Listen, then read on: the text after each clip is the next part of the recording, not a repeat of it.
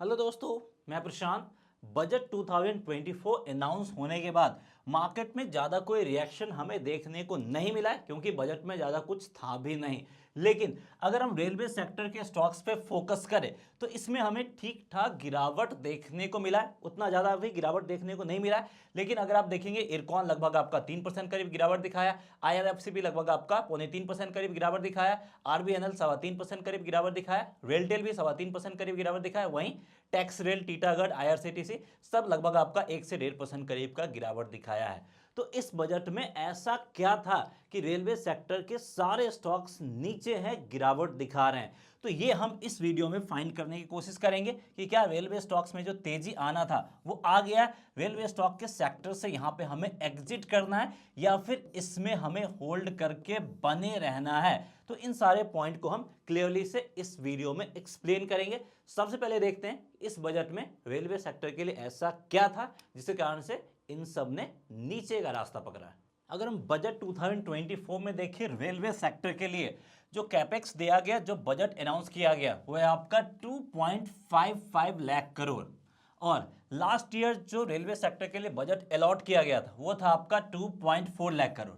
तो last year से ज़्यादा ही है, फिर भी मार्केट निगेटिव क्यों रिएक्ट कर रहा है? क्योंकि मार्केट को उम्मीद था कि उसके कैपेक्स में, उसके बजट में 20% का इंक्रीजमेंट होगा और ये जो बजट है रेलवे सेक्टर के लिए वो 2.88 लाख करोड़ के करीब मिलेगा। लेकिन वैसा हुआ नहीं, सिर्फ यहाँ पे 6% का बजट में इंक्रीज किया गया है और 2.55 लाख करोड़ दिया गया है। तो इसी को लेके थोड़ा सा निराशा है रेलवे सेक्टर के स्टॉक्स में, और वही निराशा हमें प्राइस के रूप में देखने को मिल रहा है। तो अब इसका क्या मतलब है कि रेलवे सेक्टर का स्टॉक्स यहां से और तेजी से नीचे गिरेगा? नहीं, ऐसा नहीं है। रेलवे सेक्टर के लिए यहां पे और भी बहुत कुछ अनाउंस किए गए। जो मेजर अनाउंसमेंट है वो मैं आपको यहां पे एक्सप्लेन कर देता हूं। सबसे पहले 3 न्यू कॉरिडोर्स रेलवे के लिए अनाउंस किया गया, जिससे रेलवे सेक्टर को आने वाले टाइम में बम्पर बेनिफिट मिलने वाला और उसका इंपैक्ट रेलवे सेक्टर के स्टॉक्स के प्राइस में भी आपको देखने को मिलेगा।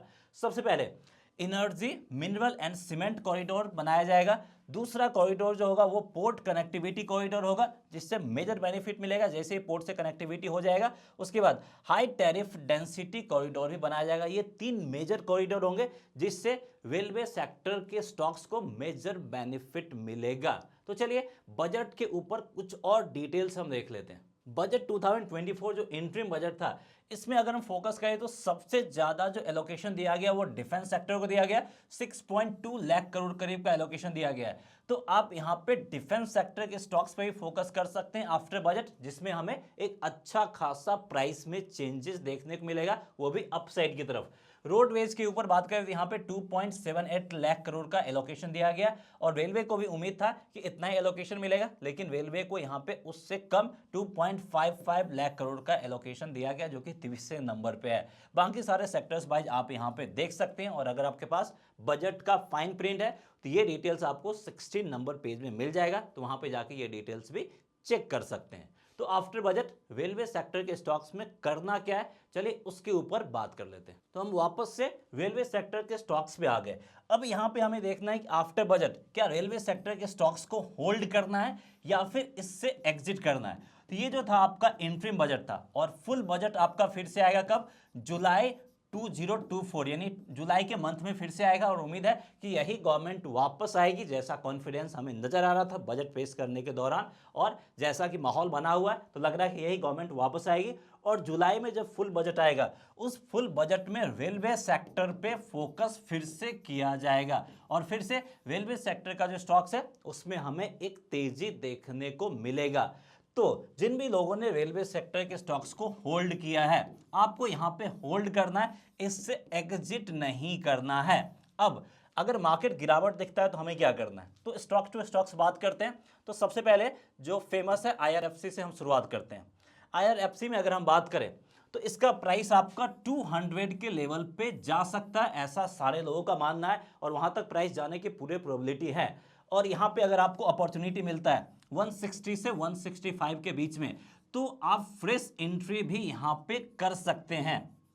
और इसके बाद अगर फर्दर और मार्केट गिरता है तो आप यहाँ पे जितना इंस्टॉलमेंट में डिवाइड कर लीजिए और हर एक 10% के गिरावट पे आप यहाँ पे इन्वेस्टमेंट करते चलिए। पूरा का पूरा पैसा एक ही बार में नहीं लगा देना है, आपको पैसे को एटलीस्ट 3 से 4 पार्ट में डिवाइड कर लेना जितना भी आप इन्वेस्टमेंट कर रहे हैं, और हर एक 10% के गिरावट पे आप इन्वेस्टमेंट करना शुरू कीजिए। 160 के लेवल से स्टार्ट कीजिए, हर एक 10% के गिरावट पे आप फिर से इन्वेस्टमेंट करते चले जाएगा। और ऐसे ही इस सेक्टर के जितने भी कंपनी है दिग्गज, उसमें आप कर सकते हैं। इरकॉन के ऊपर अगर हम बात करें तो यहाँ पे आप यही काम कर सकते हैं।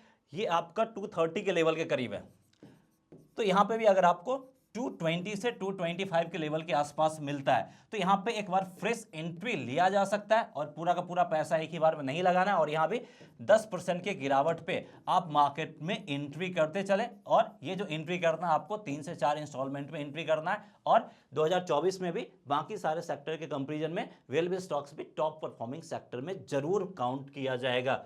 उसके बाद अगर हम RVNL पे फोकस करें तो यहाँ भी आप जो करंट मार्केट प्राइस है, जो सपोर्ट लेवल करीब बन रहा है, यहाँ पे आप 280 से 85 के आसपास अगर प्राइस दिखता है तो यहाँ पे आप फ्रेश एंट्री ले सकते हैं। और उसके बाद जितना भी गिरावट आता है उस गिरावट में आप यहाँ पे एंट्री करते चल सकते हैं इंस्टॉलमेंट वाइज में, हर एक 10% गिरावट पे। यही काम आप रिटेल में भी कर सकते हैं, क्योंकि इन सब में भी तेजी देखने को मिलेगा। और ये मौका है इस स्टॉक्स में एंट्री करने का, क्योंकि लास्ट एक साल में ये स्टॉक्स आपको एंट्री करने का मौका दिया नहीं है। तो ऐसे ही सारे स्टॉक्स में आप चाहो तो करंट मार्केट प्राइस पे भी एंट्री कर सकते हो, लेकिन पूरा पैसा एक ही बार में नहीं लगाना है, आपको हर एक इंस्टॉलमेंट वाइज में लगाना है। और रेलवे सेक्टर के किन किन स्टॉक्स में इन्वेस्टमेंट करना है वो सारा लिस्ट आप यहाँ पे देख सकते हैं। IRCON, IRFC, RVNL, veiltail, टैक्सरेल, Titagarh, IRCTC को भी टूरिज्म सेक्टर में भी अनाउंसमेंट किया गया बजट में, उससे भी इसको बेनिफिट मिलने वाला है, तो इसमें भी इन्वेस्टमेंट कर सकते हैं। IRCTC थोड़ा सा कम रिटर्न देगा, लेकिन ये लॉन्ग टर्म के लिए बेहतर होगा। बाकी सारे स्टॉक्स में आप अपने हिसाब से अपना डिसीजंस ले सकते हैं। So that's all. उम्मीद करते हैं कि आपको हमारा वीडियो पसंद आया होगा। इससे रिलेटेड जो भी कंफ्यूजन या डाउट होगा कमेंट करके जरूर पूछिएगा। और आपको क्या लगता है कि 2024 का जो इंटरिम बजट है वो बजट कैसा रहा है, आप अपना ओपिनियन जरूर हमारे साथ शेयर कीजिए। सो दैट्स ऑल, मिलते हैं नेक्स्ट वीडियो में। जय हिंद।